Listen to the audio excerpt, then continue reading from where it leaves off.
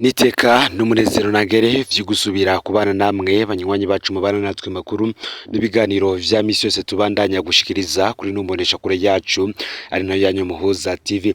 Uyu numwa tugiye kubagezako amakuru y'ibiriko biravugwa bigezweko muri kano kanya ngaha mu gihugu c'u Burundi, aho hari amakuru tuzogaruka ko yariko aravugwa mu gisata c'umutekano. Turazogaruka cane kw'ibara ryaraye riguye mw'ijoro ry'igenekerezo ya gatanu rishira igenekerezo ya gatandatu Rusama uyu mwaka w'ibihumbi 2024 ivyabereye mu Kamenge. Ni inkuru mbi cane y'umubabaro yaraye imenyekanye aho abagizi ba nabi bongeye kurara bihaye inkumbi mu bunywero bubiri buri mu Kamenge, ibarabara rya gatandatu quartier Gikizi, imbere y'ishengero benshi bita kwa Buyengero. Sama grenade gusa abagizi ba nabi bari bitwaje, ahubwo hari n'ikindi gikoze mu bicupa nkuko ababibonye babitangaza, gusa naco ngo nyene cagaragara nk'icaza guturika umwanya n'umwanya. Mu nzego z'umutekano amakuru duvanayo batangaza ko hari grenade zari zamaze guturika ndetse akagira n'abakomereka, abo bagahita batwarwa kwa muganga. Hakaba kandi hari na grenade basanze itari yaturika ngaho nyene, bikarangira abajejwe umutekano bayivanyeho. Mu bari muri ubwo bubare hari abavuga ko gushika ubu abantu 7 bamaze kwasiga, abantu 7 baraye bahasize ubuzima muri ico gitero. Bikavugwa kandi ko abakoze ico gitero nubwo bataramenyekana ko bafashwe canke singa amatohoza yerekane abari bo, ngo abaje gutera ivyo biturika ntezwa ntoki, bivuga ko nubundi bari bitwaye mu modoka yabo. Iyo ingendo yo guturitsa ibisasu mu ntara ya Bujumbura iramaze kwibonekeza cyane muri uyu mwaka, kuvaho hatangarijwe ko Maredi Tabara wagiye urakora ibitero bitandukanye ngaha mu gihugu. Aya magrenade bamwe bayagiriza imihari itavuga rumwe n'ubutegetsi na leta ya CNDD-FDD ibazwa mu gihugu ca Republika Iharanira Intwaro Rusange ya Kongo, hakavugamwo cane Maredi Tabara. Nimwe hari abavuga ko ibi bitero bikorwa n'abagizi ba nabi n'ubundi baba imbere mu gihugu, gusa aho bakura ibi bigwanisho ndetse n'ibisasu ntezwa ntoke hakaba hatari hamenyekana. Ni mugihe kandi umutekano utifashe neza muri iki gihe, aho ku mutumba Kabumba zone Ruyaga ya komine Kanyosha naho nyene umunyagihugu yari ararima akazura inkoho, bigahita bimenyeshwa igipolisi.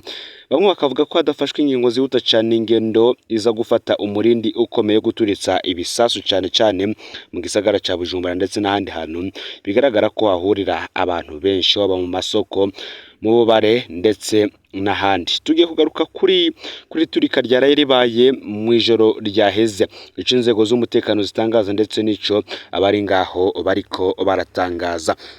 Ufyonde subscribe canke sabone niba utari wafyondaho kugira ngo tuzicikanwa nayo dushikiriza, usangiza no makuru bagenzawe kandi aho baherereye hose kugira ngo nabo baje bashikirwa nabiriko biravugwa bigezwe ko ngaha mu gihugu c'u Burundi, hanze y'imbezi igihugu c'u Burundi ndetse no makungu ya kure. Ni Umuza TV mbaye kaze mwidonido yano makuru.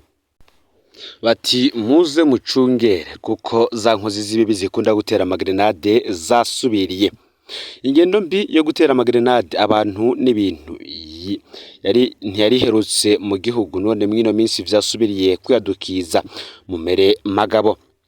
Abagizi ba nabi baraye bahejeje gutera amagrenade mu bunywero ububare bubiri muri zone Kamenge, neza kwibarabara rya gatandatu quartier Gikizi, akaba ari imbere y'ishengero benshi bita kwa Buyengero.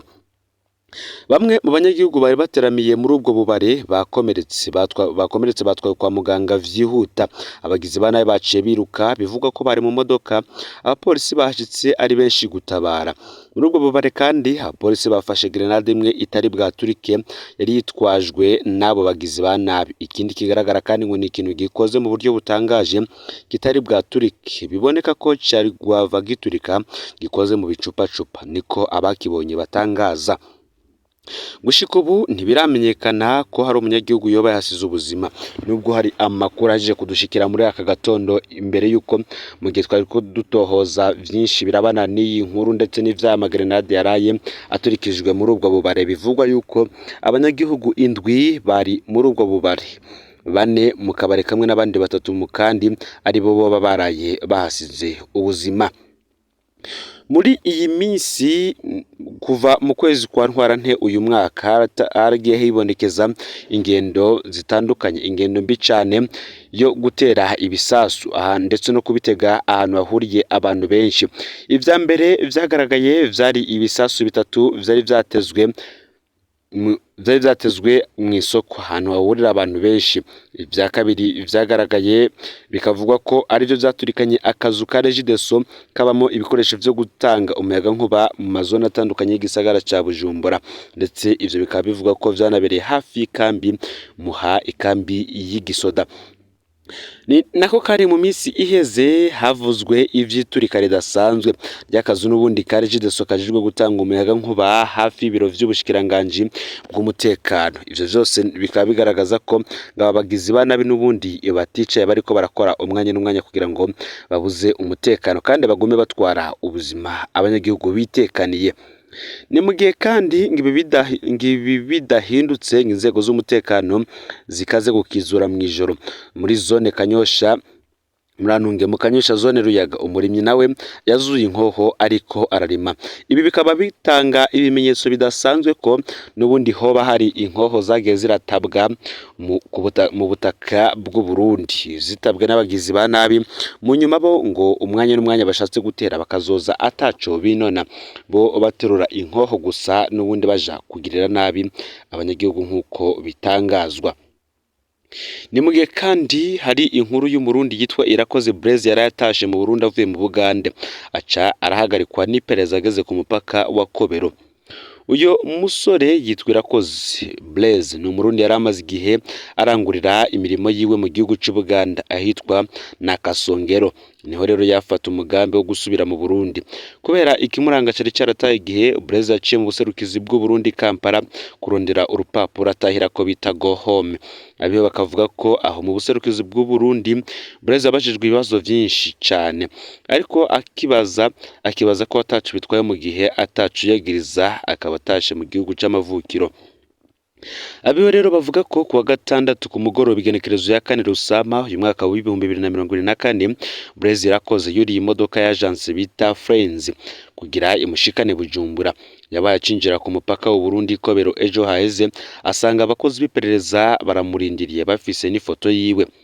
Ubwo nyene baca baracakira, ababibonye nibo batabaje abaryango babamenyesha ibihejeje gushika. Blaise Irakoze bapfungiye mu iperereza imuyinga. Abiwe ntibazi ico Blaise Irakoze azira. Mu Buganda yari yaragiyeyo gukora akazi, ntabwo we ari mu Barundi bahunze kubera ibibazo vya politike byo mu mwaka wa 2015.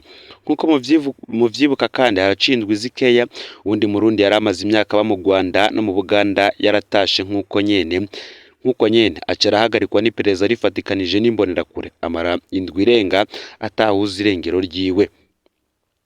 Hoba harabwa iki kugira ngo bamwe mu Barundi batashe bace bafatwa? Ese hoba hariho Abarundi basigaye binubwa n'igihugu cabo? Mbehoho ni kuko inzego zifata Abarundi batahuse zitaca zimenyesha imiryango yabo. Abaryango ba Blaise Irakoze barasaba ko abatogirirwa nabi, basaba ko nimba hari ico yikezwe ko canke yagirizwa bokemenyeshwa, nimba hari ahasabwa umuco bakanafasha mu kutanga, ariko wabo ntaze agirirwa nabi n'urwego rujejwe iperereza ngaha mu gihugu cy'u Burundi.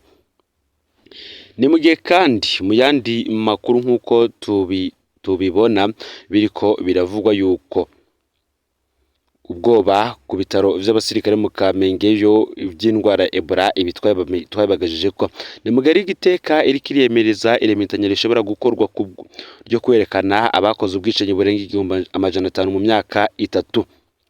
Mu cegeranyo cy'iryo shiramwe giteye ubwoba ari Giteka, ishiramwe rigiteka riboneka nk'irishavuye, rivuga ko hari ukudahana hamwe no kudashira ahabona inkozi z'ikibi ku butegetsi bw'umukuru w'igihugu. Variston Ndayishimiye ubwicanyi bushika 500 ku bw'imvo za politike, ariko akaba atanumwe yahagaritswe mu babukozi. Nibitumvikana imbere y'ishirahamwe rya kera riharanira agateka kazina muntu mu Burundi rigiteka. Icegeranyo cy'iryo shirahamwe ku bijanye n'agateka kazina muntu n'umutekano mu Burundi cisunga cyane ibiziga by'abantu bishwe bitorwa ntibimenyekane, ariko bigaca bihambwa gihutihuti atamatohoza namwe akozwe. uguhamba ivyo biziga ku bwari igiteka ngo rikorwa ku itegeko ry'abajejwe intwaro ku rwego rwo hasi. Abajejwe igendereza, igipolisi rimwe na rimwe bafadikanije n'abanywanyi b'umuhari w'umugambwe CNDD-FDD uri ku butegetsi ngo kuva umukuru w'igihugu Evariste Ndayishimiye yatanguye kurongora Uburundi. Ico cegeranyo gitanga uburorero bushaka kwerekana ko uwo mugenzo w'imorogoje wo guhamba ibiziga bitoba ari uburyo bwiyumviriwe bunashirwa mu ngiro n'abakorera ubutegetsi. Uburorero bwinshi bw'abajejwe intwaro n'abajejwe umutekano harimwo n'abakozi bigendereza n'igipolisi bashira mu ngiro iyo nteguro barandikwa muri ico cegeranyo. Kubwari igiteka kuva umukuru w'igihugu Ndayishimiye ashikiye ku butegetsi kuva muri ruheshi umwaka w'ibihumbi 2020 abantu benshi baratakaje ubuzima mu buryo butandukanye kandi akenshi ubutegetsi ntibwerekanye ugushaka kwabwo ngo ko kugwanya ubwo bwicanyi. Mu bwicanyi butandukanye abakozi ba leta nabo ngo barabifisemwo uruhara. Kubicwa benshi ngo biragoye cyane kumenya nimba ata kuboko k'ubutegetsi kunyegeje inyuma, ariko leta ngo ntiyemera kugira icyo ikoze ku bwicanyi buguma bwisubiriza kandi bwabaye bwinshi maze ibukingi. Niko bitangazwa na niko yagize arongoye Erigiteka. Ikindi ngo ritarinze kudondagura ivyakozwe ubutegetsi bwa Gitega bwarashizeho ibikenewe vyose kugira ngo hugarwe urubuga hananyegezwe ubwicanyi bukorwa. Rigiteka ngo yashoboye guharura abantu 2291 bishwe harimwo 247 igandagurwa ryabo ryategekwa ku butegetsi, abandi 188 bishwe n'abantu bataramenyekana, abenshi muri bo bakaba barahambwe ku itegeko ry'abakozi ba leta kandi atamatoza n'amatoyi akozwe. 176 bakaba barapfire mu bitero vy'abitwaje ibigwanisho. Hafatiwe kandi kubivugwa na niko yagize arongoye Rigiteka ivyo biziga by'abantu bishwe n'abantu bataramenyekana bisa nibidatera umutima uhagaze ubutegetsi bwa Gitega, ariko bufise uburyo bwo mu bijanye n'ibikoresho, amafaranga, igipolisi, ubutungane kugira ngo hakorwe ayo matohoza. Nkuko vyerekanwa rero n'urwo rwandiko, intara ya Gitega hagati c'ibitoke mu buraruko bushira uburengero nizo zishwemwo abantu benshi, hamwe hakaba ari harishwe abantu 398 hande hakaba ari 278. Ku ntara ya Cibitoke Rigiteka ryagumye ritabaza ko iyo ntara ishobora kuba nk'itongo rihambwamwo ibiziga bitorwa muri iyo ntara. Ibiziga vyinshi bitorwa mu micungararo y'uruzi Rusizi cyane cyane ku rubibe rwa komine Buganda, rimwe na rimwe bibuhanije ari bibiri canke birenga, niko bimenyeshwa n'uyu arongoye ishiramwe Rigiteka. Muri iyo komine vyinshi mu biziga vyatowe vyahambwe igihutihuti ku itegeko rya mustanire wa komine Pamphile Kizimana, rimwe na rimwe rifadikanije n'igipolisi hamwe n'abanywanyi b'urwaruka rw'imbonera kure. Ikibazo gikomeye ngabajejwe gukora amatohoza bo muri Rigiteka bibaza ariko kitaronka inyishu, ese nindaho itegeko abajejwe intwaro hasi, abajejwe umutekano harimwo igipolisi, igendereza, igisirikare hamwe n'urwaruka rw'umugambwe uri ku butegetsi kwihutira guhamba buri kiziga atamatohoza akozwe. Nguti dushaka leta itwereke nimba inzego zayo zitari inyuma y'ayo mabi, ikore nayo naho yoba ari tohoza rimwe rudende, niko ashikiriza. Umugambwe uri ku butegetsi CNDD-FDD uvuga ko hari ububeshi bukorwa. Reverend Ndikuriyo yarabigarutse ko mu kiganiro yahaye abamenyesha makuru mu ntara ya Ngozi haraheze imisi mikeyi. Hariho ngo abantu baryoherwa no gukwiragiza ibinyoma, amakuru y'ibinyoma n'ububeshi butagira ishingiro. Abo ngo ntibanezererewe n'iterambere ry'igihugu, ntibanezererewe nuko imyaka 3 ishobora guhera atabwicanyi bubaye, kandi ngo nta kindi bakora atari ukugurisha ibiziga kubabafasha, niko Reverend Ndikuriyo yagirije. Yariko aravuga ku bijanye n'izo vyegeranyo vy'amashiramwe haranira agateka kazi na muntu hamwe n'amakuru atangwa n'ibinyamakuru bikorera hanze y'igihugu. Kubizanye n'ubwicanyi bufatiye kuri politike, uyahoze ari uyu kandi aravyamiriza. Imvo z'ubwicanyi ngo ni nyinshi kiretse za politike, ukwihorahorana mu kibano, ikubagurwa rifatiye ku gitsina, ukwihorahorana, amatati yo mu miryango, mbere n'abanywanyi b'umugambwe CNDD-FDD ngo nabo barabizira. Rero igihugu gifise ingorane nyinshi, naco gituma musabwa ko mu gihe umuntu abuzwe mutabaza hakiri kare, akaba ariko yasiguye. Ni mugabungere ba Kiliziya Gatolika babona icuka ca politika aho kimeze nabi nkuko hoba hari mwishamba aho igikoko kinini kirya igitoyi.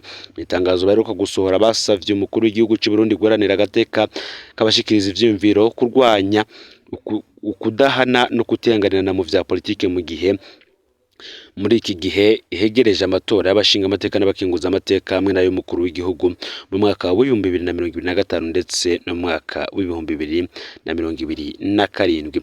Aya niyo makuru yaragezwe ko muri kano kanya. Rero ufyonde subscribe canke sabone niba utari wafyenda ko kugira ngo tuzucikanwe n'adushikiriza usangize kandi no makuru bagenza aho baherereye hose kugira ngo nabo batoje bacikanwa niba biriko biravugwa bigezwe ko ngaha mu gihugu cy'u Burundi hanze y'imbizi igihugu cy'u Burundi ndetse no makungu ya kure no muza TV Imana bahezagire.